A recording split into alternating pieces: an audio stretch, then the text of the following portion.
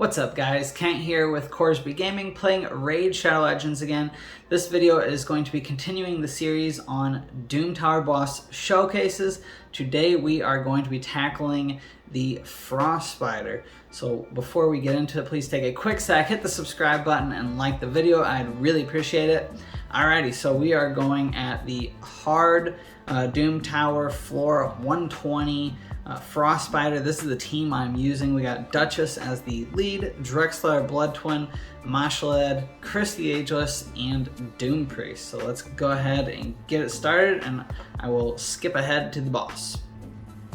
Alright, so we are to the boss, and I'm just gonna let it run in the background while I explain some of the mechanics. So the first thing you gotta know about the Frost Spider is this passive that it has. So the passive revives Sorath the Frost Spider with 50% HP, a full turn mirror, and all skills cooldowns reset if Sorath is killed while not under an HP burn, debuff, or a block revive.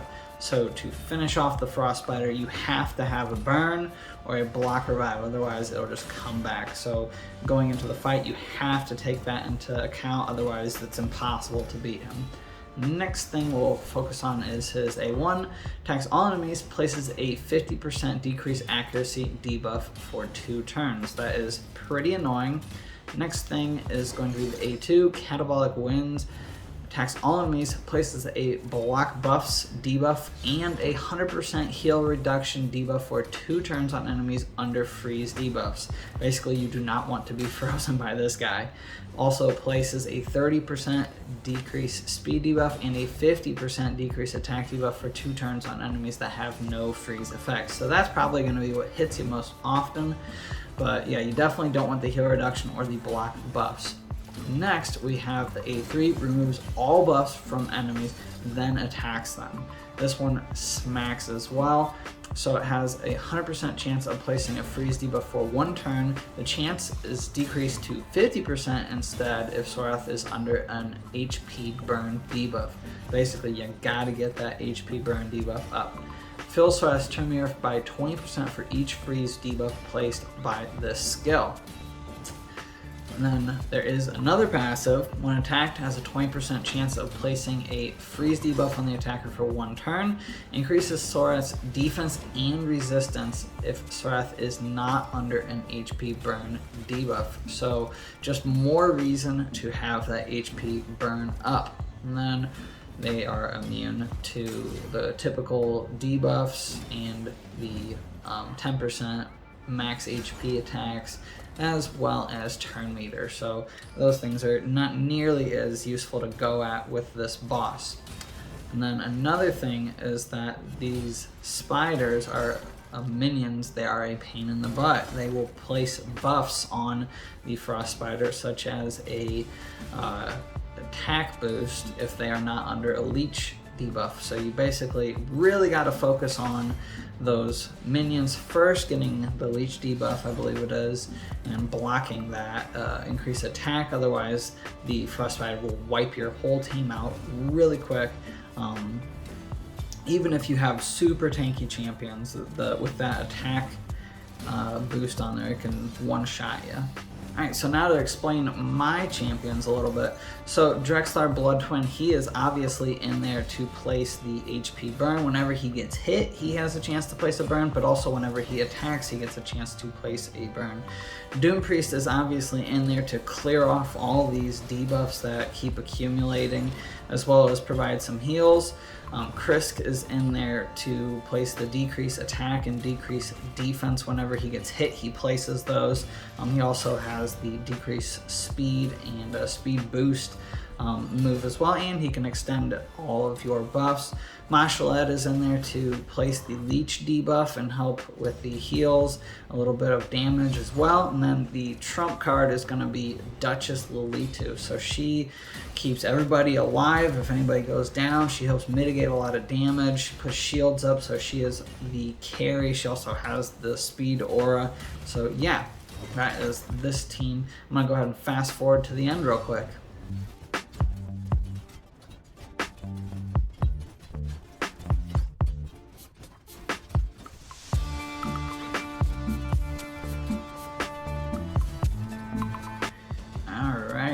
too shabby. A 9-minute run for the final stage of the Doom Tower hard. As you can see from the damage, Drexler does the vast majority of the damage. The other guys are in there really just to support him, keep him alive, and mitigate as much damage from the boss as possible. So yeah, we'll go ahead and jump over and look at how I have these guys geared out. Alrighty, so the first one is going to be Duchess Lolito. So I have her geared out slightly unconventionally. I've done a showcase on her before, so if you want to see me go in depth on her a little bit more, I do have a showcase video, but I'm just going to go over her real quickly. So for her gloves, I have her in HP gloves. I also have her in an HP chest piece and speed boots. Then I have her in an immortal set and defense set. So for her total stats, we are stacking the HP really high, 90,000, just because she has the A1, which heals and places a shield based off of her HP. And then the defense is decently high, nothing crazy, just 3,800-ish. Her speed is really high as well. That way she can go really quickly and roll through any debuffs that might accumulate on her, but also rolling through her moves and helping her get those back up as well. And then her resistance is very low. I just put all of the potential stats and gear into speed, defense, and HP. Next champ we'll look at is Drexler Blood Twin. So I geared this guy out specifically to take down this boss. He is the star of the show for this matchup. So for his gloves, I do have him in crit rate gloves with a double accuracy roll. I also have him in an accuracy chest piece, some speed boots, and then some accuracy gear as well. And then for his total stats, when we check it out, he's got decent HP, 50k, got to stay alive against that boss, don't want him going down. 3,500-ish defense, lower speed at 162. He really doesn't need to be fast to be effective, just because he places that burn debuff whenever he gets hit, so it's not like he needs to be super fast. I do have him with decent crit rate and crit damage. That way he is dealing some damage to the waves. I also use him in other areas of the game, such as Faction Wars, so I want him to be able to deal some damage. The main thing we're looking at here is the debuff accuracy. So for that last stage of the Doom Tower, that boss has very high resistance, so you do have to get that accuracy very high in order to be able to place those burns and take it down. Next guy we'll check out is Krisk the Ageless. So I have him built out for a flexible role. He can fit in many different areas of the game for me. So I have him geared out in retaliation and resilience set. So for his gloves, I have him in crit rate gloves. I want him to be able to deal some damage, help clear through those waves, and also deal some damage in other areas of the game. An HP chest piece, as well as defense boots. So we look at his total stats. He has 75k HP. He does place a shield based on his HP.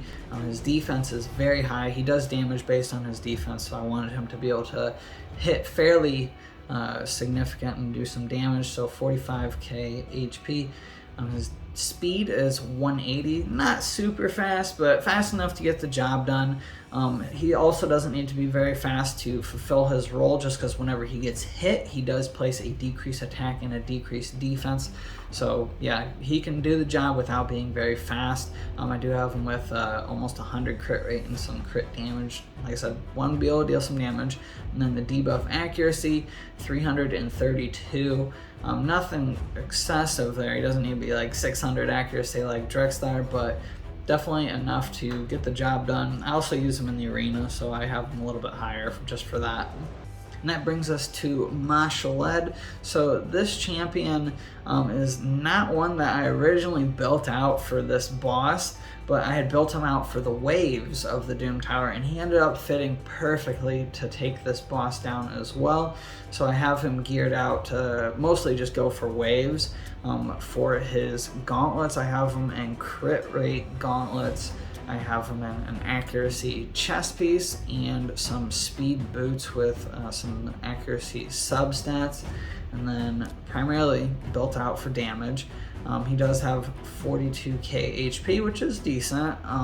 3,500 attack, slightly on the low end, but his defense is 2,000, so it's all right. But he is very fast, 245 speed, 87% crit rate, 165 crit damage. Those are all right.